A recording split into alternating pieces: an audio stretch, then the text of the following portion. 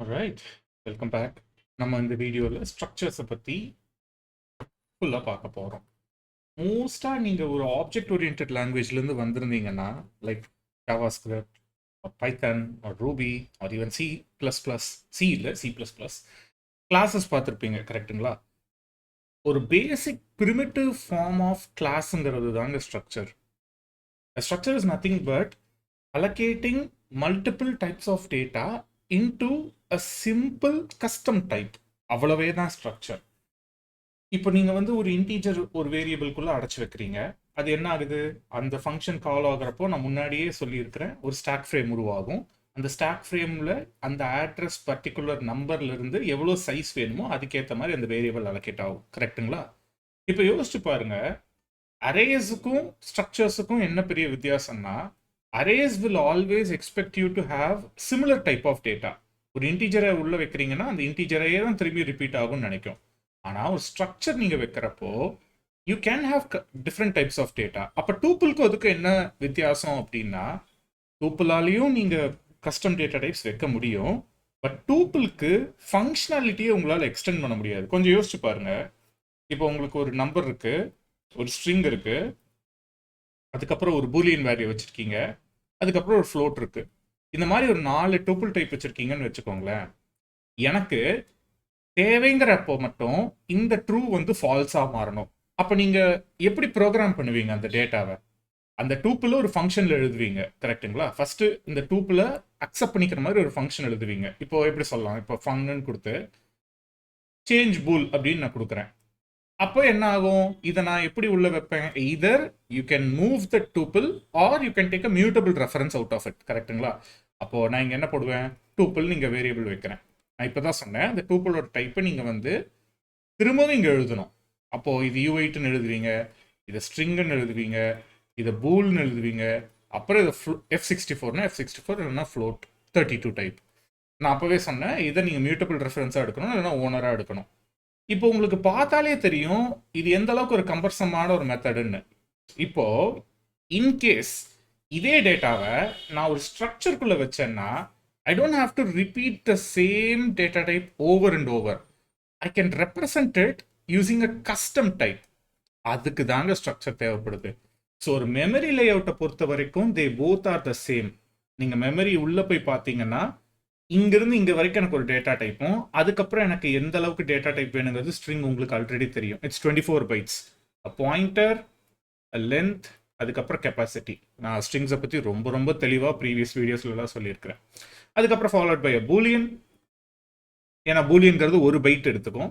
அதுக்கப்புறம் உங்களுக்கு அந்த ஃப்ளோட் எவ்வளோ, நீங்கள் F32னா 4 bytes, F64னா 8 bytes. இதெல்லாம் உங்களுக்கு புரிஞ்சிருக்கும்னு நம்புறேன். ஆனால் டெக்னிக்கலி இப்போவே சொல்லிடுற மக்களே, you will always not expect the same amount of size. There is something called as alignment. அது நம்ம எப்போ பார்ப்போம்னா, அட்வான்ஸ்ட் ரஸ்ட்லலாம் நம்ம பார்க்க தொடங்குவோம். ஒரு ஸ்ட்ரக்சரை வந்து இவ்வளோதான் சைஸ் இருக்குன்னு அந்த டேட்டாவோட மெம்பர்ஸை பார்த்த உடனே உங்களால் கணிக்க முடியாது. ஏன்னா உங்களோட மெமரி இருக்கு பார்த்தீங்களா, அது ஒரு சர்டன் அலைன்மெண்ட்டை எக்ஸ்பெக்ட் பண்ணும். அலைன்மெண்ட்னா என்ன? சிம்பிள். இப்போ நீங்கள் வந்து ஒரு பர்டிகுலர் ரெக்டாங்கிள் எடுத்துக்கிறீங்க, ஒரு பர்டிகுலர் பாக்ஸ் எடுத்துக்கிறீங்க, அந்த பாக்ஸ்க்குள்ளே தான் உங்களால் சாக்லேட்ஸை ஃபிட் பண்ண முடியும். Chocolates R what ever. நீங்கள் ஒரு பர்த்டே பாயாக இருந்தீங்க, பர்த்டே கேர்ளாக இருக்கீங்கன்னா, எல்லாருக்கும் டிஸ்ட்ரிபியூட் பண்ணுறப்போ அந்த பர்டிகுலர் பாக்ஸ்க்குள்ளே தான் உங்களால் உங்களோட சாக்லேட்ஸோ ஸ்வீட்ஸோ வைக்க முடியும். கொஞ்சம் தள்ளி இங்கே வச்சிங்கன்னா என்ன ஆகும்? இங்கே இருக்கிற சாக்லேட்ஸ் ஒன்று மிஸ் ஆகும்ல. இப்போ சே ஃபார் எக்ஸாம்பிள் நான் இந்த ஃபர்ஸ்ட் சாக்லேட் இங்கே வைக்கிறேன்னா, இந்த சாக்லேட் இங்கே இருக்காது. அலைன்மெண்ட் மிஸ் ஆகுதுங்களா? அதே தான். இப்போ மெமரியிலையும் ஒரு சர்டன் அலைன்மெண்ட் நீங்கள் எக்ஸ்பெக்ட் பண்ணுறப்போ அதுக்குள்ளே தான் இந்த டேட்டா இருக்கணுங்கிறத உங்களோட ஆப்ரேட்டிங் சிஸ்டம் எக்ஸ்பெக்ட் பண்ணும். ஸோ அதுக்காக சில சில ஃபிடில் வேலை அது செய்யும். ஃபிடில் வேலைன்னா கொஞ்சம் எக்ஸ்ட்ராவாக அதுக்கு சைஸ் ஒதுக்கும். நம்ம டீட்டெயில்டாக அலைன்மெண்ட்டை பற்றி பார்ப்போம் லேட்டர் வீடியோஸில். பட் இப்போதைக்கு நீங்கள் வந்து புரிஞ்சுக்கக்கூடிய விஷயம், ஸ்ட்ரக்சர்ஸும் டூப்பிள்ஸும் பெரிய வித்தியாசம் இல்லைங்க.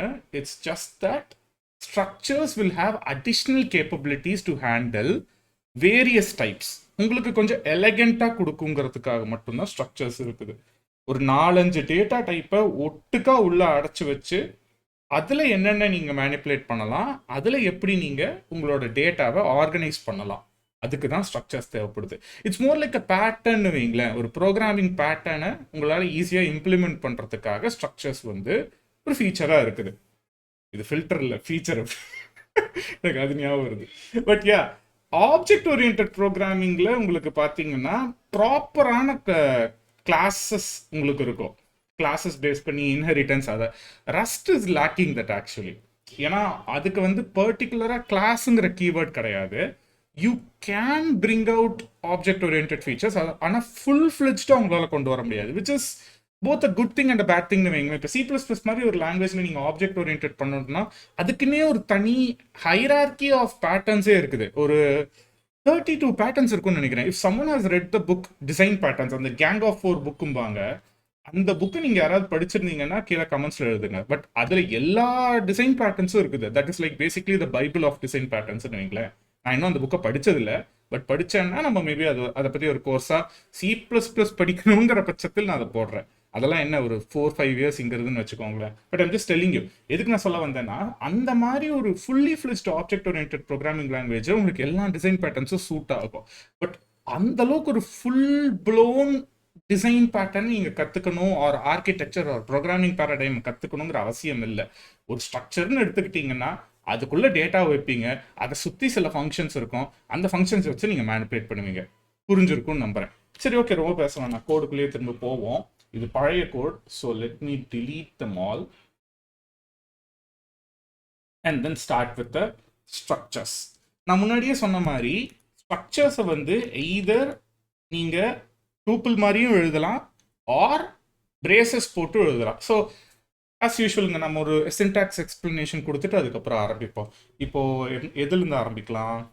ஒரு ஸ்டூடெண்ட்டோட மார்க் ஷீட்டு வச்சு ஆரம்பிக்கலாமா? ஒரு ஸ்ட்ரக்டர்னு வச்சு ஸ்டூடெண்ட்டுன்னு எழுதிப்போம். He has his own mark.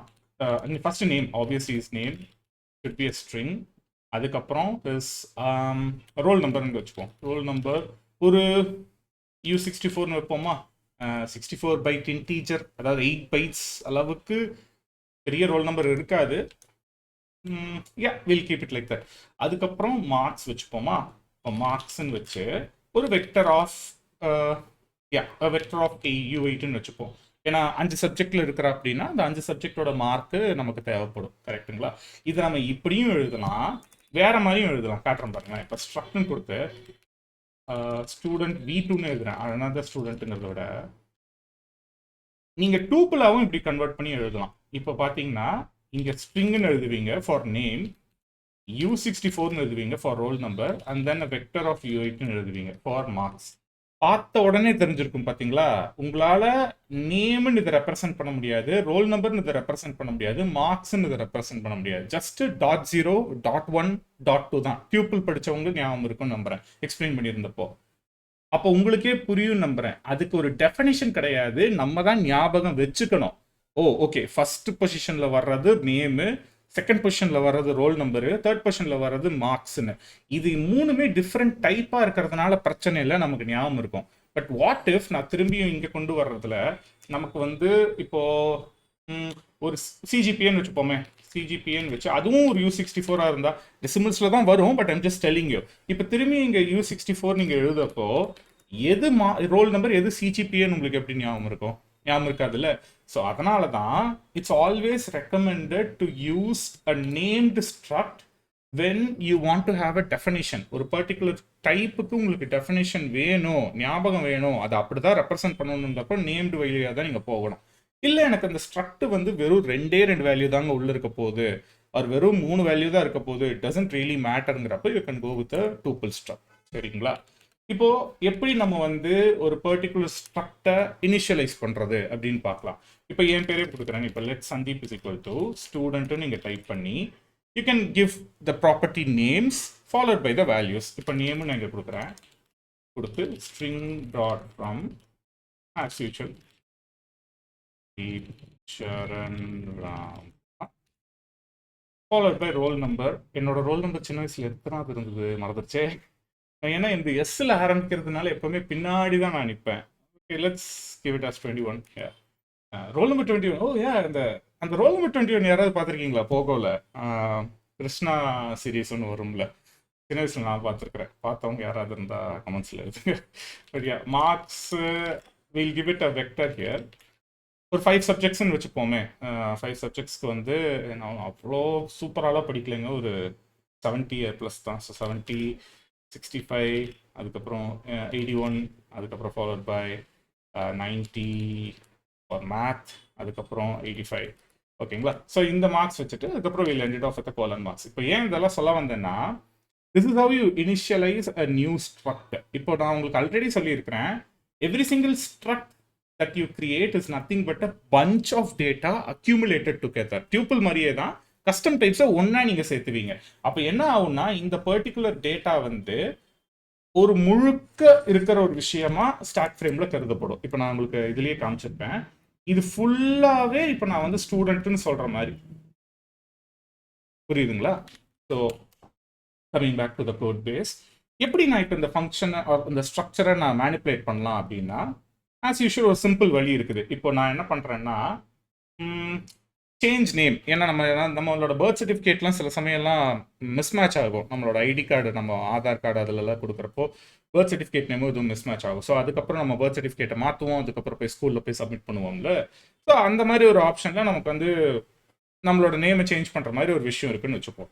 So நான் இங்கே சும்மா எழுதுறேன், ஃபங்க்ஷன் சேஞ்ச் நேம் அப்படின்னு கொடுத்து I'll get it as a student. நான் முன்னாடியே நான் அந்த ஃபங்க்ஷனில் சொன்னேன், ஐ மீன் ஃபங்க்ஷனில் அந்த வரைகிற இடத்துல சொல்கிறேன், you can either move the resource or accept a mutable reference to it. நான் இப்போ சிம்பிளாக மூவிங் வச்சு உங்களுக்கு காட்டுறேன். சரிங்களா? இப்போது student dot name is equal to, இங்கே நியூ ரிசோர்ஸ் கொடுக்குறேன், வெறும் சந்தீப்னு நீங்கள் நினச்சிக்கிறேன். சரிங்களா? I will be also returning the same student. ஏன்னா நான் இந்த ரிசோர்ஸை உள்ளே வாங்கிட்டு நான் இப்படியே விட்டுட்டேன்னா அந்த ரிசோர்ஸ் இந்த ஃபங்க்ஷன் அழியிறப்போ அதோட சேர்ந்து அழிஞ்சிடும். I have to get the student back. So I be returning the student back. ஆனால் இப்போ ஒரு சின்ன இங்கே எரர் வருது. ஆல்ரெடி நீங்கள் பார்த்துருந்தா உங்களுக்கு தெரிஞ்சிருக்கும், cannot assign student dot name to be mutable. ஏன் அப்படின்னா, நான் இந்த ரிசோர்ஸ் இங்கே மூவ் பண்ணேன் தான், ஆனால் I have to mention how am I going to use it. அது ஒரு ரீட் ஒன்லி ரிசோர்ஸா, இல்லைனா ரைட் ஒன்லி ரிசோர்ஸா, இல்லைனா ரீட் அண்ட் ரைட் ரிசோர்ஸா அப்படின்னு. ஸோ நான் என்ன பண்ணணும், இங்கே நான் மியூட்டுன்னு கொடுக்கணும். அப்படிதான் இந்த ஃபங்க்ஷன் வந்து மியூட்டபிள்னு அதுக்கு தெரியும். அது மூலியமாக தான் நம்ம இந்த ஃபங்க்ஷனில் இருக்கிற வேல்யூஸை மியூட்டேட் பண்ண முடியும். சரிங்களா? இப்போ சேஞ்ச் நேம் சந்தீப்னு கொடுத்து சேஞ்ச் நேம்னு கொடுக்குறேன், என்னோட பேரையே நான் கொடுக்குறேன். மக்களே உங்களுக்கு புரிஞ்சிருக்கும் நம்புறேன் எதுக்கு நான் இங்கே ரிட்டர்ன் கொடுக்குறேன்னு. ஏன்னா இங்கே நான் ரிட்டர்ன் கொடுக்கலன்னா என்ன ஆகும்னு பாருங்க, உடனே எரர் காட்டும். ஐ மீன் இங்கே எரருங்கிறத விட உங்களுக்கு வேல்யூவே இருக்காது.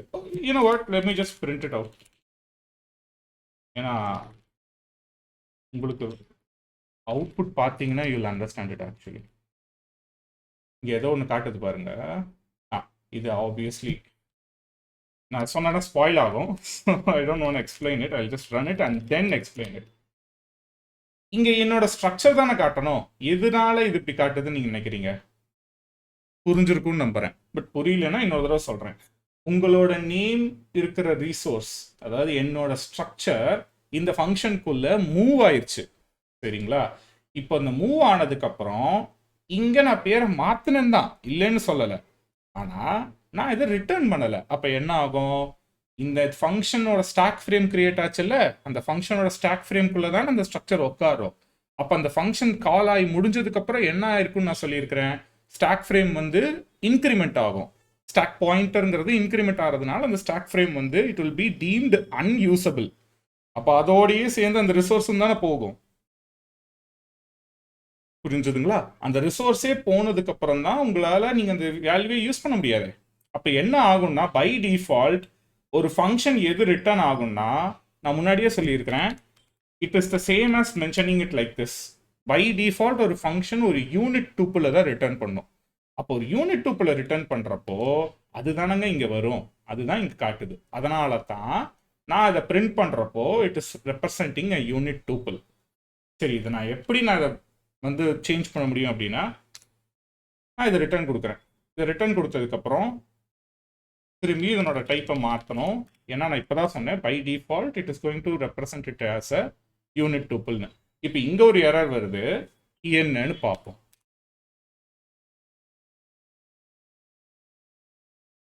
ஸ்டூடெண்ட் டசன்ட் இம்ப்ளிமெண்ட் டீபக் அப்படிங்குது. சரி, ஓகே, அப்படின்னா என்ன அப்படின்னா, இத்தனை நாளாக நம்ம வந்து இந்த சிம்பிள் கொடுத்துட்டே இருந்திருக்கோம் பார்த்தீங்களா. உங்களுக்கு இந்த கோலன் கொஸ்டின் மார்க் எதுக்கு நம்ம கொடுக்குறோம் அப்படிங்கிறது உங்களுக்கு ஒரு ஐடியா இல்லாமையே இருந்திருக்கும். நான் வந்து இதை பற்றி இன்னுமே டீட்டெயிலாக சொல்கிறேன். பட் இப்போதைக்கு இது நீங்கள் புரிஞ்சுக்கோங்க மக்களே. நீங்கள் ஒரு பிரிண்ட் லைன் ஸ்டேட்மெண்ட்டில் வெறும் பிரேசஸ் கொடுக்குறீங்கன்னா it will expect a trait. ட்ரைட்னா ஒன்றும் இல்லை. இப்போ நம்ம எல்லாருக்கிட்டையும் சில ட்ரைட்ஸ் இருக்குது. இப்போ நம்மளால சில வேலைகளை செய்ய முடியும், ஆனால் அதே வேலைகளை இன்னொருத்தவங்களால செய்ய முடியாது. இப்போ பார்த்தீங்கன்னா ஃபார் எக்ஸாம்பிள், என்னால் வந்து ஒரு விஷயத்தில் நான் ஸ்கில்ஃபுல்லாக இருந்தால் மட்டும்தான் அந்த விஷயத்த என்னால் செய்ய முடியும். அப்போ நான் அதுக்கு என்ன பண்ணணும்? அந்த ஸ்கில்ஃபுல்லாக இருக்கணும்னா அதுக்கு நான் அதை படிக்கணும். அப்போ I am actually getting the trait through studying. கரெக்டுங்களா? நம்ம ஒரு டாக்டர் ஆகணும், இல்லைனா இன்ஜினியர் ஆகணும், இல்லைனா அக்கௌண்டன்ட் ஆகணும், இல்லை எந்த வேலைக்கு போகணுன்னாலும் அதுக்கான படிப்பை படித்தாதான் நம்ம அந்த ட்ரைட்டை வாங்குகிறோம். இல்லைன்னா நமக்கு அந்த ட்ரைட் அதுக்கான எலிஜிபிலிட்டி இருக்காது. அதே லாஜிக் தான் ஒரு ஸ்ட்ரக்சருக்கும் ஒரு டைப்புக்கும் we will be giving them traits கொடுத்தா மட்டும்தான் அதுக்கு அந்த ஃபங்க்ஷனாலிட்டி இருக்குங்கிறது அந்த கம்பைலருக்கு தெரியும். ஸோ வெறும் ஒரு பிரேசஸ் இருக்கிறப்போ it will expect any type to be having the trait called display. சரிங்களா? இப்போ நான் அந்த வெறும் பிரேசஸ் இல்லாமல் நான் அந்த கோலன் கொஸ்டின் மார்க் கொடுத்தேன்னா it will expect to have the trait call debug. அதுக்கப்புறம் மற்ற ட்ரைட்ஸ் எல்லாம் அந்த ட்ரைட் செக்ஷன் வர்றப்போ நம்ம ரொம்ப தெளிவாக பார்ப்போம். நான் ஜெனரிக்ஸ் அண்ட் ட்ரைட்ஸை செப்பரேட்டாக ஒரு சாப்டராக 5th வீக், அதாவது கம்மிங் வீக்கில் நான் எக்ஸ்பிளைன் பண்ணலான்னு இருக்கிறேன். அப்போ நான் இது இன்னுமே தெளிவாக எக்ஸ்பிளைன் பண்ணுறேன். பட் இப்போதைக்கு நான் முன்னாடியே சொன்ன மாதிரி நம்மளோட Rust compiler is very friendly. அவங்களே இங்கே சொல்லியிருக்காங்க பாருங்க, consider annotating student with hash derive debug. அப்படின்னா என்ன சொல்ல வராங்கன்னா, நீ எனக்கு எந்த ட்ரைட்டுமே கொடுக்கலப்பா, நீ வேணா ஒன்று பண்ணு, இந்த ஸ்ட்ரக்சருக்கு இந்த ட்ரைட் இருக்கிறதா சொல்லிடுறேன், அப்போ அதுக்கு எலிஜிபிலிட்டி ஆயிருமே அப்படின்னு இந்த ரஸ்ட் கம்பைலர் சொல்லுது. ஸோ அப்போ அதே மாதிரி நம்ம செஞ்சு பார்ப்போம். இங்கே ஹேஷ் கொடுக்குறேன், டிரைவ்னு எழுதுறேன். இருங்க, ஃபர்ஸ்ட் நான் ஸ்கொயர் பிரேசஸ் போடணும், டிரைவ்னு எழுதுறேன், அதுக்கப்புறம் டீபக்னு கொடுக்குறேன். இப்போ இதுக்கானதுக்கப்புறம் நம்மளோட சேம் ஓல்டு எரர் வந்துருச்சு பாருங்க. நீங்கள் இது பார்த்து உங்களுக்கு சலிச்சே போயிருக்கும். does not implement display இப்படி யூஸ் பண்ணுங்க அப்படி. நீங்கள் இது எங்கே பார்த்துருப்பீங்க ஞாபகம் இருக்குங்களா? வெக்டர்ஸ் இல்லைனா ஸ்ட்ரிங்ஸு இல்லைனா அரே, ஏதாவது ஒரு காம்ப்ளெக்ஸ் டைப் யூஸ் பண்ணும்போது உங்களுக்கு இந்த எரர் வந்திருக்கும். ஸோ நம்ம அதே எரரை திரும்பி கடைப்பிடிப்போம் ஃபிக்ஸ் பண்ணுறதுல. இப்போ நான் அதை ரன் பண்ணி பார்க்குறேன். ரன் பண்ணி பார்த்தோன்னே உங்களுக்கு வந்துருச்சா இந்த டேட்டா? உங்களுக்கு நான் சுற்றி வளைச்சு 2 விஷயத்த சொல்லி கொடுத்துட்டேன். ஒன்று, ஒரு ரிசோர்ஸை நீங்கள் மியூட்டேட் பண்ணுறீங்கன்னா மூவ் பண்ணும்போது அந்த ரிசோர்ஸை ரிட்டர்ன் பண்ணணும், இல்லைன்னா அது அதோடையே அழிஞ்சு போயிடும். 2வது, ஓரளவுக்கு, அதாவது நான் இன்னும் டீட்டெயிலாக சொல்லி கொடுக்கல, பட் ஓரளவுக்கு எதுக்காக இந்த நோட்டேஷன் நமக்கு தேவை அப்படிங்கிறத நான் உங்களுக்கு சொல்லி கொடுத்தேன். இப்போ இதை வந்து ஹேஷோட நீங்கள் இம்ப்ளிமெண்ட் பண்ணீங்கன்னு வைங்களேன், உங்களுக்கு இன்னுமே அழகாக பிரிண்ட் பண்ணி கொடுக்கும். திஸ் இஸ் கால் பிரிட்டி பிரிண்டிங்பாங்க. இப்போ இதில் பார்த்தீங்கன்னா உங்களுக்கு ஒரே லைன்லேயும் இங்கே பிரிண்ட் ஆயிடுச்சு ஸ்டூடெண்ட்னு கொடுத்து. பட் இங்கே ஓரளவுக்கு ஃபார்மேட்டடாக பிரிண்ட் ஆயிருக்குது. ரெண்டுமே டீபக் தான், பட் இந்த ஹேஷ் இருக்கிறதுனால உங்களுக்கு இன்னும் பிரிட்டி பிரிண்ட் பண்ணும், அவ்வளவுதான். உங்களுக்கு வேணும்னா அதை யூஸ் பண்ணிக்கோங்க. நான் அதை யூஸ் பண்ண மாட்டேன் யூஸ்வலாக. இப்படியும் நீங்கள் எழுதிக்கலாம். இப்போ நீங்கள் இதை ரிமூவ் பண்ணிட்டு நீங்கள் இதை இப்படி கூட எழுதிக்கலாம். ஸோ சேம் ஓல்டு வே. இது புது எடிஷன்ஸ் நீங்கள் 2021 வச்சுருந்தீங்கன்னா நீங்கள் இந்த மாதிரி எழுத தொடங்கலாம். ஸோ எஸ், சரி, இந்த மாதிரி நான் ஃபங்க்ஷனே எழுதி ஆகணுமா? உங்களோட கேள்வி எனக்கு வந்து புரியுது. இப்போது நான் வந்து இந்த பர்டிகுலர் ஃபங்க்ஷன் இப்படி எழுதுனா மட்டும்தான் என்னால் இந்த ஸ்ட்ரக்சரை என்னால் ரீடு பண்ண முடியுமா, இல்லைனா வந்து மியூட்டேட் பண்ண முடியுமா அப்படின்னா அங்கே தான் வர்றாங்க நம்மளோட இம்ப்ளிமெண்டேஷன்ஸ். இப்போ நீங்கள் பார்த்தீங்கன்னா கிளாஸஸ்லாம் ஒரு கிளாஸ் எழுதுவீங்க, அந்த கிளாஸ்க்கு ஒரு பேர் கொடுப்பீங்க. அஃப்கோர்ஸ் அதில் ஒரு கன்ஸ்ட்ரக்டர் ஃபங்க்ஷன் வருமா, நான் இங்கே சீட்டார்னு கொடுக்குறேன். அந்த கிளாஸோட நேமையும் எழுதி இங்கே ஒரு கன்ஸ்ட்ரக்ஷன் ஃபங்க்ஷன் எழுதுவீங்களா? கன்ஸ்ட்ரக்டர் ஃபங்க்ஷனில் என்ன பண்ணுவீங்க, அந்த வேல்யூஸ் எல்லாத்தையும் நீங்கள் இனிஷியலைஸ் பண்ணுவீங்க. இப்போ என்னோட நேம் இருந்தால் என்ன ஆர்குமெண்ட் உள்ள நீங்கள் இங்கே கொடுக்குறீங்களோ அது இங்கே நேமுக்கு போகும். Roll number, marks, extra extra இதெல்லாம் அதுக்குள்ளே போகும். அதுக்கப்புறம் நீங்கள் அதுக்கான ஃபங்க்ஷன்ஸ் எழுதுவீங்களா, அதை நீங்கள் கம்ப்யூட்டர் சயின்ஸ் டெக்னிக்கல் டேர்ம்ஸில் என்னன்னு சொல்லுவீங்க, மெம்பர் மெத்தட்ஸ்ன்னு சொல்லுவீங்களா. அதில் ஒரு மெம்பர் மெத்தட்ஸ் இங்கே வரும், அதுக்கான ஃபங்க்ஷனாலிட்டி இருக்கும். நீங்கள் ஆப்ஜெக்ட் ஓரியன்டட் லாங்குவேஜ் எது படிச்சிருந்தாலும் இந்த கெட்டர்ஸ், செட்டர்ஸ் இதெல்லாம் படிச்சிருப்பீங்க. ஒரு வேல்யூ எப்படி எடுக்கிறது, ஒரு வேல்யூ எப்படி மியூட்டேட் பண்ணுறது அப்படின்னு. அதுக்கப்புறம் அதனோட மெம்பர் வேரியபிள்ஸை நீங்கள் இங்கே பப்ளிக்னு கொடுத்துருப்பீங்க. பப்ளிக்னு கொடுத்து இங்கே எழுதுவீங்க. கரெக்டுங்களா. அதுக்கப்புறம் C++ லாங்குவேஜ் யூஸ் பண்ணிங்கன்னா you'll be using destructor function. Destructor ஃபங்க்ஷன்னா இப்போ நீங்கள் ஒரு மெமரியை கிரியேட் பண்ணுறீங்க, அந்த மெமரி எப்படி டீஅலோகேட் பண்ணுறீங்கிற ஸ்ட்ராட்டஜியை இதுக்குள்ளே எழுதுவீங்க. கரெக்டுங்களா. ஸோ ஒரு கிளாஸுங்கிறது எடுத்துக்கிறப்போ இது எல்லாமே சேர்ந்து அப்புறம் இது இன்னொன்று மறந்துட்டேன், ஸ்டாட்டிக் மெத்தட்ஸ். ஸ்டாட்டிக் மெத்தட்ஸ் வந்து ஒரு இன்ஸ்டன்ஸ், ஒரு ஆப்ஜெக்ட் உருவாக்காமல் அந்த கிளாஸோட ஃபங்க்ஷன்ஸை நீங்கள் எப்படி ஆக்சஸ் பண்ண முடியுங்கிறத தான் ஸ்டாட்டிக் ஃபங்க்ஷன்ஸ்னு சொல்லுவாங்க. ஸோ இது எல்லாமே சேர்ந்தது தானுங்க ஒரு கிளாஸுங்கிறது. நம்ம கிட்டத்தட்ட இதே விஷயத்த நம்ம ரஸ்ட்லையும் எழுத முடியும். அதை எப்படி பண்ணுவோம்னா something known as a implementation. இப்போ இம்பிள் அப்படிங்கிற ஒரு சின்டாக்ஸ் கொடுத்து அதுக்கு ஃபாலோ பண்ணி வர அந்த ஸ்ட்ரக்ட் நேமை கொடுத்தீங்கன்னா ஒரு கர்லி பிரேசஸை கிரியேட் பண்ணி அதுக்குள்ளே நீங்கள் எழுத எல்லா ஃபங்க்ஷன்ஸும் பை மாதிரி எழுதிட்டேன், மேத்தமேட்டிக்ஸ் பை மாதிரி எல்லா ஃபங்க்ஷன்ஸும் உங்களுக்கு வந்து இங்கே இருக்கிற ஃபங்க்ஷன்ஸை அப்படியே ரிஃப்ளெக்ட் பண்ணும். சரிங்களா. எதுக்கு இது போட்டேன்னு எனக்கே இப்போ தெரியல, வேணா நீங்கள் இங்கே எழுதி தமிழ் மாதிரி இங்கே எழுதிடுறேன். Anyways, coming back here. இப்போ இந்த சேஞ்ச் நேமையே நம்ம இந்த இம்ப்ளிமெண்ட் பிளாக்குள்ளே எழுதலாமா. இம்பிள் ஸ்டூடெண்ட்னு கொடுக்குறேன். இதுக்குள்ள ஃபர்ஸ்ட் நம்ம அந்த கன்ஸ்ட்ரக்டர் ஃபங்க்ஷன் மாதிரியே நம்ம மிமிக் பண்ணுவோம். சரிங்களா. கிரியேட் நியூ ஸ்டூடெண்ட் அப்படின்னு கொடுத்து நான் அந்த நேம் உள்ள வாங்கிக்கிறேன். Name is gonna be a string, roll number is gonna be what, u64 and followed by mark, the vector of u8. சரிங்களா. இப்போ இதுக்குள்ள நான் என்ன எழுதுவேன், அந்த கன்ஸ்ட்ரக்டரை டிஃபைன் பண்ற மெம்பர் வேரியபிள்ஸாக தானே எழுதுவேன். அதே தான் இங்கே. பட் நான் இங்கே ரிட்டர்ன் டைப்பை எப்படி கொடுப்பேன்னா ஸ்டூடெண்ட்னு கொடுப்பேன். ஏன்னா இங்கே ஒரு புது ஆப்ஜெக்ட் நம்ம கிரியேட் பண்ணுறோம். இதுதான் நம்ம வந்து டெக்னிக்கலாக இன்ஸ்டன்ஸ் ஆஃப் அ கிளாஸ் அப்படின்னு சொல்லுவோம். அதே லாஜிக் தான். ஸோ இங்கே ரிட்டர்ன் கொடுத்து ஸ்டூடெண்ட்னே கொடுக்குறேன். உடனே பாருங்கள் நம்மளோட விஷுவல் ஸ்டுடியோ கோடு வந்து is intelligent enough to find நமக்குள்ள என்னென்ன டைப் இருக்குதுங்கிறது. ஸோ எழுதுறதுக்கு ரொம்ப எளிதாயிரும். இன்னொன்று யோசிச்சு பாருங்கிறத விட நோட்டீஸ் பண்ணுங்க, நான் இங்கே என்ன நேம் எழுதியிருக்கிறேனோ, அதாவது இங்கே என்ன அந்த பேராமீட்டரோட நேம் நான் என்ன எழுதியிருக்கேனோ அது இங்கே இருக்கிற அந்த ப்ராப்பர்ட்டியோட மேட்ச் ஆகுது. அப்போது நான் இப்படி எழுதுங்கிறது அவசியம் இல்லை. நேமுக்கு நேமு, ரோல் நம்பருக்கு ரோல் நம்பர், ரெப்படேட்டிவாக இருக்குது பாருங்க. அதுக்கு ரஸ்ட் வந்து ஒரு வேற லெவல் என்ன சொல்கிறது ஹெல்ப் பண்ணும். It's called as destructuring. உங்களுக்கு வந்து அதே பேராமீட்டர் நேமும் அந்த ஃபீல்டு நேமும் ஒன்றா இருந்ததுன்னா, மெம்பர் நேமும் ஒன்றா இருந்ததுன்னா நீங்கள் இப்படி எழுதணும்னு அவசியம் இல்லை. நீங்கள் இப்படியே கட் ஷார்ட்டாக எழுதிக்கலாம். யூஸ்வலாக நீங்கள் கோட் பேசஸில் பார்த்தீங்கன்னா இந்த மாதிரி தான் எழுதியிருப்பாங்க. ஸோ நம்ம ஒரு கிரியேட் ஸ்டூடெண்ட்னு பண்ணியாச்சா. இதை நான் என்ன பண்ணுறேன், I just make it as a public function. Public ஃபங்க்ஷனை ஏன் நம்ம செய்கிறோம்னா, இப்போது எனக்கு இந்த ஃபங்க்ஷன் இந்த அதாவது கிரியேட்டை பற்றி, மாடியூல்ஸை பற்றிலாம் ரொம்ப ரொம்ப டீட்டெயில்டாக பார்ப்போம். பட் ஷார்ட்டாக சொல்லணும்னா, இப்போ நான் கிரியேட் பண்ணுற ப்ராஜெக்ட்டுக்குள்ளே மட்டும் இது வந்து தென்படாமல் நீங்கள் இந்த ப்ராஜெக்டை ஒரு லைப்ரரியாக, அதாவது மற்றவங்களாலையும் இந்த கோடை யூஸ் பண்ண முடியுங்கிறப்போ அவங்களாலையும் இந்த மெத்தடை ஆக்சஸ் பண்ணணும். அதுக்காக அந்த நம்ம பப்ளிக்னு சொல்கிறோம். It's a access specifier. Again இதெல்லாம் நம்ம ரொம்ப ரொம்ப தெளிவாக மாடியூல்ஸை பற்றி படிக்கிறப்போ பார்ப்போம். ஒரு ஸ்ட்ரக்சருக்குள்ளே என்னென்ன வரணும், இதுக்குள்ளே என்னென்ன வரணும் அப்படிங்கிறதெல்லாம். ஓகே, ஸோ நெக்ஸ்ட்டு நான் இங்கே சொன்ன அதே சேஞ்ச் நேமை இங்கே நம்ம எழுதலாம். எப்படி எழுதலாங்கிறத நான் சொல்கிறேன். இப்போ அதே பங்னு கொடுத்து சேஞ்ச் நேம் நீங்கள் கொடுக்குறேன்.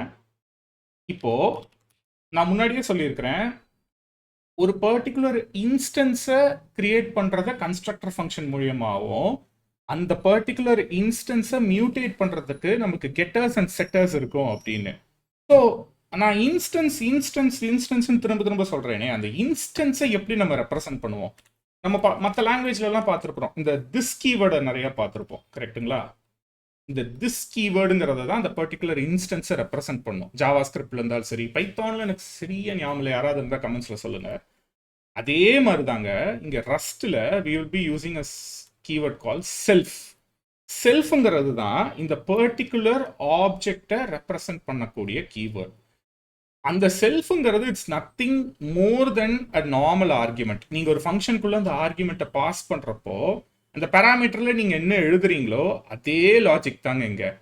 அந்த செல்ஃப்ங்கிறது உங்களுக்கு எய்தர் மூவ் பண்ணி எடுத்துக்கலாம், இல்லைன்னா அதை ஒரு ரெஃபரன்ஸாக எடுத்துக்கலாம், இல்லைன்னா அதை ஒரு மியூட்டபிள் ரெஃபரன்ஸாக எடுத்துக்கலாம். ஸோ அதே லாஜிக் தான் இங்கே. நான் இங்கே என்ன பண்ணுறேன், இங்கே நான் என்ன சொல்லி கொடுத்தேன் உங்களுக்கு, ஐ எம் மூவிங் தட் தானே. நம்ம அதே மாதிரியே பண்ணி பார்ப்போமே. இப்போ நான் செல்ஃப்னே கொடுக்குறேன்.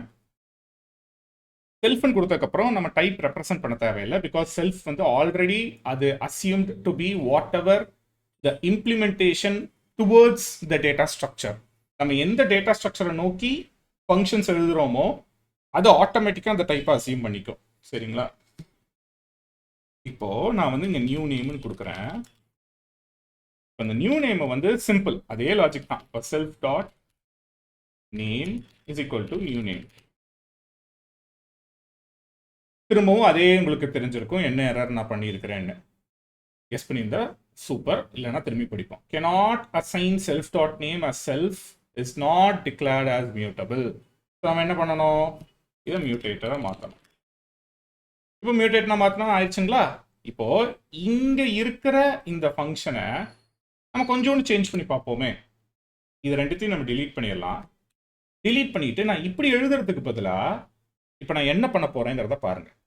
இப்போ உங்களுக்கு அந்த நான் ஒரு முடிச்ச வர போறேன். ஏன் நமக்கு இந்த 2 டாட் தேவைப்படுது அப்படிங்கிறத உங்களுக்கு சொல்ல போறேன். இது வந்து it's a representation for a associated method. இதுக்கு பேர் என்ன சொல்லுவாங்கன்னா அசோசியேட்டட் மெத்தட்னு. இதுக்கு பேர் என்ன சொல்லுவாங்கன்னா அ மெம்பர் மெத்தட் அப்படின்னு. ஸோ ஒரு associated method is nothing but a static function. நீங்கள் ஒரு கிளாஸில் நீங்கள் ஒரு ஸ்டாட்டிக் ஃபங்க்ஷன் நீங்கள் யூஸ் பண்ணியிருந்தீங்கன்னா அதை எப்படி ரெப்ரசென்ட் பண்ணுவீங்களோ லிட்ரலி அதே லாஜிக் தான்.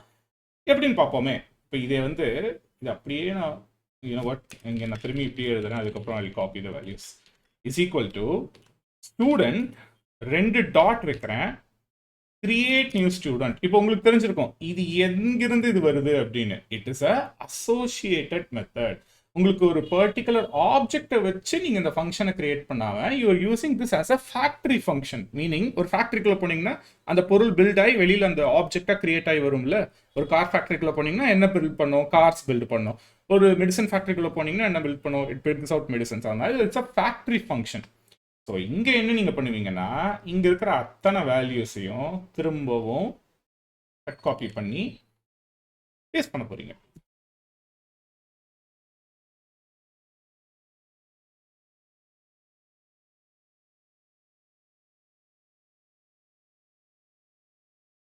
ஒரு 10 செகண்ட் மௌனத்தை அனுபவிச்சதுக்கு ரொம்ப நன்றி. ரொம்ப ரொம்ப நிம்மதியாக ஃபீல் ஆயிருக்கும்ல உங்களோட இயர்ஃபோன்ஸில். But yeah, this is how you create an object through a factory function. சரிங்களா? இப்போ அதே மெத்தட் தான். நான் ஸ்டூடெண்ட்டுன்னு பிராக்கெட் கொடுத்து பண்ணாமல் நான் அந்த லாஜிக்கை இதுக்குள்ளே வச்சுட்டு நான் அதை ஃபங்க்ஷனாக கால் பண்ணுறேன். இதுக்கு பேர் என்னன்னா இன்டர்ஃபேஸ் மெத்தடும்பாங்க. அதாவது உள்ள எப்படி வேலை செய்யுதுங்கிற அந்த ஒரு இம்ப்ளிமெண்டேஷன் டீடைல்ஸ் உங்களுக்கு தெரியாம மேலாப்ல எனக்கு அந்த ஃபங்க்ஷனை கூப்பிட்டா மட்டும் போதும் அப்படின்னு நினைக்கிறது. இது ஒரு வகையான அப்ஸ்ட்ராக்ஷன் வைங்களேன். உள்ள என்ன நடக்குதுன்னு எனக்கு தெரியணுங்கிற அவசியம் இல்லை, எனக்கு அந்த ஃபங்க்ஷன் வேணும் அப்படிங்கிற ஒரு மைண்ட் செட் இது.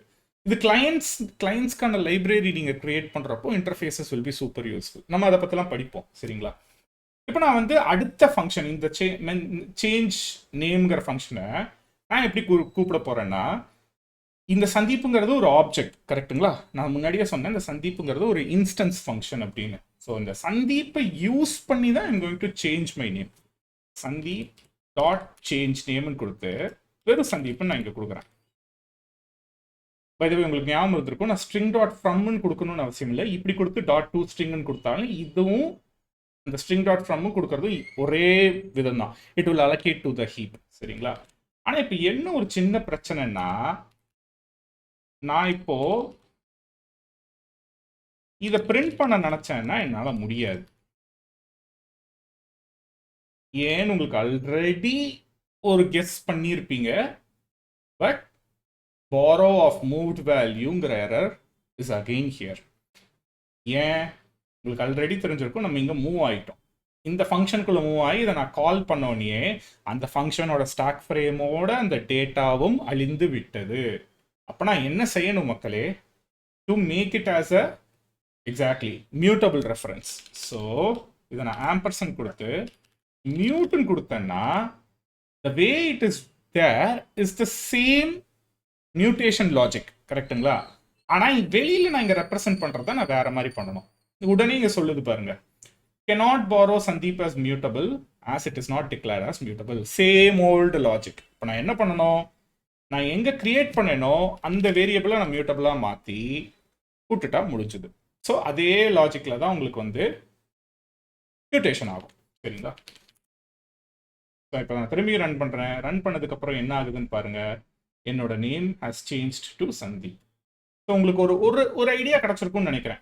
இப்போ இங்கே பார்த்தீங்கன்னா தெரியும், மற்றது ஏன் நம்ம வந்து வார்னிங் கொடுக்குதுன்னா, we haven't made it as a readable thing. நம்ம இங்கே மற்ற ஃபங்க்ஷன்ஸில் எதுவுமே ரோல் நம்பரை பற்றியோ மார்க்ஸை பற்றியோ நம்ம கேட்கவே இல்லை. கரெக்டுங்களா? ஒரு சின்ன ஒரு ஃபங்க்ஷன் எழுதி பார்ப்போமே. இப்போ பப் ஃபங்க்ஷன் கொடுத்து print roll number அப்படின்னு கொடுத்து, இங்கே எனக்கு வந்து அந்த ரோல் நம்பரை என்ன வேல்யூ இருக்குதுன்னு தான் எனக்கு தேவையே தவிர நான் அந்த வேல்யூவை மியூட்டேட் பண்ண போகிறது இல்லை. அப்போது ஆப்வியஸாக நமக்கு ஓனர்ஷிப் தேவையில்லை, நமக்கு ரெஃபரன்ஸ் தான் தேவை. மியூட்டபிளா இம்யூட்டபிளா? ஆப்வியஸாக இம்யூட்டபிள் தானே. ஸோ இங்கே வெறும் ஆம்பர்சன் செல்ஃப்னு கொடுத்து இது என்ன வேல்யூ கொடுக்குதுன்னு நான் பார்க்குறேன். U64 தானே. So return self dot roll number. இப்போ கொடுத்துட்டேன்னா இந்த ஃபங்க்ஷன் ஆக்டிவேட் ஆயிரும். நான் இங்கே பிரிண்ட் ரோல் நம்பர்னு கொடுக்குறேன்.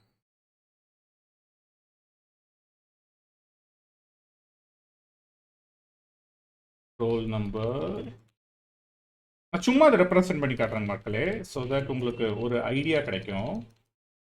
பிரிண்ட் ரோல் நம்பர் இல்லை, இன்னும் வாட், நான் பிரிண்ட்லேயே கொடுக்கணும்னு அவசியம் இல்லை. நவுன்னு கொடுத்துருக்கேண்ணா, மை பேட். ஸோ இங்கே நான் மாற்றிடுறேன். இப்போ உங்களுக்கு இந்த வார்னிங் போயிடுச்சு பாருங்க. ஸோ உங்களுக்கு புரிஞ்சிருக்கும்னு நம்புறேன். இந்த பர்டிகுலர் ப்ராப்பர்ட்டியை நான் யூஸ் பண்ணாததுனால இது எனக்கு வார்னிங்னு கொடுக்குது. இதை சிம்பிளாக ஒரு வழியில் முடிச்சிருக்கலாம். யாருக்காவது ஆல்ரெடி ரெஸ்ட் படிச்சிருந்தீங்கன்னா தெரிஞ்சிருக்கும். பட் இந்த மெம்பரை நான் வந்து பப்ளிக் வேரியபிளாக நான் மாற்றிருந்தேன்னா, மெத்தடாக மாற்றினேன்னா, you can actually you know hide it. அப்போ அதுக்கு ஸ்ட்ரக்டையும் மாற்றணும். ஸ்ட்ரக்டையும் மாற்றினீங்கன்னா இந்த ஃபீல்டையும் நீங்கள் வந்து பப்ளிக்னு சொல்கிறீங்கன்னு. பட் அதான் நான் ரஷ் பண்ணுற மாதிரி தான் இருக்கும், உங்களுக்கு புரியாது. That's why I didn't want to confuse you with access specifiers. நீங்கள் கிளாஸஸோ இல்லைனா ஆப்ஜெக்ட் ஓரியன்ட் லாங்குவேஜோ ஏதோ படிச்சிருந்தீங்கன்னா உங்களுக்கு ஃப்ரெண்ட் ஃபங்க்ஷன்ஸ்னால் என்னென்னு தெரிஞ்சிருக்கும், பப்ளிக் ஃபங்க்ஷன்ஸ்னால் என்னென்னு தெரிஞ்சிருக்கும், ப்ரைவேட் ஃபங்க்ஷன்ஸ்னால் என்னென்னு தெரிஞ்சிருக்கும். அதே லாஜிக் தான். பட் ஃபர்ஸ்ட் டைம் படிக்கிறவங்களுக்கு அதை நான் கன்ஃபியூஸ் பண்ணக்கூடாதுன்னு தான் நான் செப்பரேட்டாக ஒரு இடத்துல வைக்கலாம்னு நினச்சேன். பட் இது ஒரு ஸ்னீக் பீக்காக உங்களுக்கு இருக்கும். அந்த ஃபீல்டையும் அந்த ஸ்ட்ரக்டையும் பப்புன்னு வச்சிங்கன்னா இட் இஸ் மீனிங் தட் நீ அந்த ஃபங்க்ஷன் வந்து எல்லாருக்கையும் அந்த ஃபங்க்ஷனாலிட்டி, ஃபங்க்ஷன் இல்லை அந்த ஃபங்க்ஷனாலிட்டி எல்லா கிரியேட்டுக்கும் நீ அவைலபிளாக இருக்கிற, எல்லா கோட் பேஸும் டைரெக்டாக அந்த மார்க்ஸுங்கிற ஃபீல்டை ஆக்சஸ் பண்ண முடியும்னு நீங்கள் சொல்ல வரீங்க. விச் இஸ் வை அந்த வார்னிங் ரிமூவ் ஆச்சு. இப்போ நான் அந்த ஃபங்க்ஷனும் அதை நான் கொடுக்காம அந்த வே ஆஃப் ரெப்ரசன்டேஷனையும் நான் மார்க்ஸுங்கிறத ஒரு வழியும் கொடுக்காம இருக்கிறதுனால தான் எனக்கு அது வார்னிங்காக காட்டுது. புரிஞ்சிருக்கும்னு நம்புகிறேன். இப்போ நான் திரும்பி இங்கே இந்த மார்க்ஸை பிரிண்ட் பண்ணி காட்டினா இந்த வார்னிங் போயிடும். பிரிண்ட் மார்க்ஸ்னா திரும்பி இங்கே செல்ஃபு கொடுத்து U64 ஆக்சுவலாக இன்னும் வேர்ட் பிரிண்ட் பண்ண தேவையில்லை. என்ன பண்ணலாம்? You just leave it like that. Because நான் இங்கே கன்சியூம் பண்ண விரும்பல. நான் இங்கே ரிட்டர்ன் கொடுத்துட்டு ஆக்சுவலி இங்கே நான் பிரிண்ட் பண்ணியிருக்கணும்ல, மை பேட் கொடுத்து அது ஃபஸ்ட்டு இதை பிரிண்ட் பண்ணி முடிச்சிடுறேன். So that I can continue with the iteration. Okay, இப்போ நான் இங்கே பிரிண்ட் மார்க்ஸில் என்ன பண்ணுறேன் உங்களுக்கு ஆல்ரெடி தெரிஞ்சிருக்கும். இது ஒரு வெக்டர், கரெக்டுங்களா? அப்போ நான் இந்த வெக்டரை வந்து கன்சியூம் பண்ணக்கூடாது. I just need to print it. சரிங்களா? அப்போ நான் என்ன பண்ணணும்னா for mark in self dot marks dot iter. இட்டர்னு கொடுக்குறப்போ இது வந்து யூனோ வாட், நான் இட்டரேட்டர்ஸ் பற்றி உங்களுக்கு நான் அவ்வளோ எக்ஸ்பிளைன் பண்ணியிருக்கிறேன், லாஸ்ட் வீடியோவில் பண்ணியிருக்கிறேன். But I didn't explain it in full. இன்னொரு ஆஸ் யூஸ்வல் மேலோட்டமாகவே சொல்கிறேனே, இப்போ உங்களுக்கு மார்க்ஸ் நீங்கள் இங்கே கொடுத்துட்டீங்கன்னா it will be moving it. தெரியுதுங்களா? Cannot move out of self dot மார்க்ஸ்ன்னு சொல்லுது. ஏன்னா நான் இங்க கொடுத்துருக்கிறது ஒரு இம்யூட்டபிள் ரெஃபரன்ஸ். ஒரு இம்யூட்டபிள் ரெஃபரன்ஸ்னாலே என்ன அர்த்தம்? உள்ள இருக்கிற வேல்யூ நான் எதுவும் மியூட்டேட் பண்ணக்கூடாதுன்னு. அப்போ மியூட்டேட் பண்ணாதப்போ இந்த வேல்யூ என்னால் வெளியில கம்ப்ளீட்டா வெளியில எடுத்துட்டு வர முடியாது. as in மூவ் பண்ண முடியாது. மூவ் பண்ணாலே என்ன அர்த்தம்? மியூட்டேஷன் தான் அர்த்தம். மியூட்டேஷன் பண்ணக்கூடாதுன்னு தான் முன்கூட்டியே நான் சொல்லியிருக்கிறேன். அப்போ நான் என்ன பண்ணணும்னா இங்க டாட் இட்டர்னு கொடுத்தா மட்டும்தான் அதை நான் வந்து ரெஃபரன்ஸா எடுக்கிறேன்னு அர்த்தம். 3 மெத்தட் இருக்குது. இன்டு இட்டர், இட்டர் மியூட் அப்படின்னு. இன்டு இட்டர்னா it is basically the same as like this. நான் மூவ் பண்றேன்னு அர்த்தம். இட்டர்னா நான் ஒரு immutable reference of that particular data structure எடுக்கிறேன்னு அர்த்தம். இட்டர் மியூட்னா நான் அந்த பர்டிகுலர் டேட்டா ஸ்ட்ரக்சரை ரெஃபரன்ஸாக தான் எடுக்கிறேன், ஆனால் அதை நான் மியூட்டேட் பண்ண முடியும்னு அர்த்தம். இதை இட்டரேட்டர்ஸ் வர்றப்போ நான் தெளிவாக சொல்கிறேன். உங்களுக்கு இப்போ நம்பிக்கை வந்திருக்கும்ல, நான் ஒரு விஷயத்த தெளிவாக சொல்கிறேன்னா அதை தெளிவாக சொல்கிற ஸ்டேஜுக்கு வர்றப்போ நான் அதை ஸ்கிப் பண்ணாமல் சொல்கிறேங்கிற நம்பிக்கை உங்களுக்கு வந்திருக்கும். இந்த டபுள் டாட் அப்பவே சரிங்களா? இந்த டாட் நோட்டேஷனும் உங்களுக்கு ஏன் நம்ம கிரியேட் பண்ணுறோங்கிறதும் நான் சொல்லி கொடுத்துட்டேன். ஸோ அதே மாதிரி பொறுமையாக காத்திருங்கள், நான் கண்டிப்பாக கூறுவேன். சரிங்களா? ஸோ இப்போ நான் இங்கே பிரிண்ட் கொடுத்து மார்க் அப்படின்னு சொல்லி இங்கே மார்க்னு கொடுக்குறேன். சரிங்களா? ஆக்சுவலாக there is an other way to have a index here. ஏன்னா நீங்கள் நிறைய பேர் பார்த்துருப்பீங்க இந்த லூப்ஸ்லாம், you'll have both the value and an index around it. அதுக்கு there is an other function, it is known as enumerate. Enumerate பண்ணிங்கன்னா உங்களுக்கு ஒரு டியூப்பிள் கிடைக்கும். அந்த டியூப்பிளில் உங்களுக்கு இண்டெக்ஸும் வந்துடும், நீங்கள் என்ன வேல்யூவை ஆக்சஸ் பண்ணுறீங்கன்னு வந்துடும். ஸோ நான் இங்கே என்ன பண்ணலான்னா இப்போ மார்க்னு கொடுத்து நம்பர்னு கொடுத்து நான் இங்கே இண்டெக்ஸ் +1 அப்படின்னு சொல்லி நான் இங்கே வச்சுக்கலாம். ஸோ எனக்கு வந்து ஒரு ப்ராப்பர் என்ன சொல்கிறது ஆர்கனைசேஷன் கிடைக்கும்னு வைங்களேன். நான் என்ன பண்ணுறேன், தி டாட் பிரிண்ட் மார்க்ஸ்ன்னு கொடுக்குறேன். Mark 1, mark 2, mark 3, mark 4, mark 5. Iron Man reference மாதிரி இருக்கு பார்த்தீங்களா? Mark 1, mark 2. எனக்கு அயன்மேன்னா ரொம்ப ரொம்ப பிடிக்கும். பட் யா, இது இப்படி தான் நீங்கள் வந்து பிரிண்ட் பண்ணுவீங்க ஒரு பர்டிகுலர் டேட்டா ஸ்ட்ரக்சரை. ஸோ உங்களுக்கு நான் இங்கே நிறைய விஷயம் சொல்லி கொடுத்துருக்குறேன், பட் ஒரு சின்ன ரீகேப் கொடுக்குறேனே. ஒரு ஸ்ட்ரக்சர்னா என்னன்னு நம்ம பார்த்தோம், விச் இஸ் நத்திங் பட் ஒரு செட் ஆஃப் டேட்டாவை ஒருங்கிணைச்சு எழுதக்கூடிய ஒரு யுக்தி, அவ்வளவே தான். அந்த ஸ்ட்ரக்சர்ஸ்க்கு நம்ம மெத்தட்ஸ்னா என்னன்னு பார்த்தோம். வெறும் எழுதுறதுக்கு நான் just write it as like this. அந்த மெத்தட்ஸ்லயே 2 வகை இருக்குது, மெம்பர் மெத்தட்ஸ், அசோசியேட்டிவ் மெத்தட்ஸ். இந்த 2 மெத்தட்ஸ் இருக்குதுங்க. அதுக்கப்புறம் இட்டரேஷன்ல எத்தனை வகை இருக்குங்கிறத பார்த்தோம், which is dot into iter, அப்புறம் இட்டர் மியூட். சரிங்களா? அதுக்கப்புறம் எதனால நமக்கு இந்த மெத்தட்ஸ் தேவைங்கிறதையும் பார்த்தோம். ஒரு நார்மல் ஃபங்க்ஷனுக்குள்ளேயே நீங்கள் அதை பண்ணிடலாம், பட் அதை பண்ணாமல் எதுக்கு நமக்கு மெத்தட்ஸ் தேவைங்கிறதையும் பார்த்தோம். அதுக்கப்புறம் எப்படி ஒரு ஃபேக்டரி ஃபங்க்ஷனை கிரியேட் பண்ணுறதுங்கிறதும் பார்த்தோம். சரிங்களா? அதுக்கப்புறம் மெயினாக நம்ம எதனால இந்த கர்லி பிரேசஸ் யூஸ் பண்ணுறோம், அந்த கர்லி பிரேசஸ்க்குள்ள எதுக்கு இதை தேவைப்படுதுங்கிறது ஒரு சின்ன ஸ்னீக் பீக்காக பார்த்தோம், which is nothing but debug display traits. சரிங்களா? இந்த ட்ரெய்ட்ஸை பற்றி முழுக்க தெளிவாக நம்ம அடுத்த வாரம், அதாவது வீக் 5 அப்போ ஜெனரிக்ஸோட பார்ப்போம். ஜெனரிக்ஸோட பார்த்தீங்கன்னா உங்களுக்கு இன்னுமே தெளிவாக எதுக்கு அது தேவைப்படுது அப்படின்னு. ஆனால் இன்னொன்று சொல்கிறேங்க மக்களே, மெட்டா ப்ரோக்ராமிங்கிறது ஒரு பெரிய கடல். அந்த கடலுக்குள்ள ஒரு சின்ன ஒரு துளியை டேஸ்ட் பண்ண போகிறோம் அடுத்த வாரம். சரிங்களா? ஸோ இதோட நான் அந்த ஸ்ட்ரக்சர்ஸை பற்றி நான் முடிச்சுக்கிறேன். Next section will be a little bit shorter and sweeter, which is nothing but about enumeration. இப்போ நீங்கள் ஸ்ட்ரக்சர்ஸில் பார்த்துருப்பீங்க, பல வித டேட்டாவை ஒரே கஸ்டம் டைப்குள்ளே அடைச்சி வைக்கிறது எப்படி அப்படின்னு. So if you have more then one data that needs to be allocated into a single type, that is where you would need structures.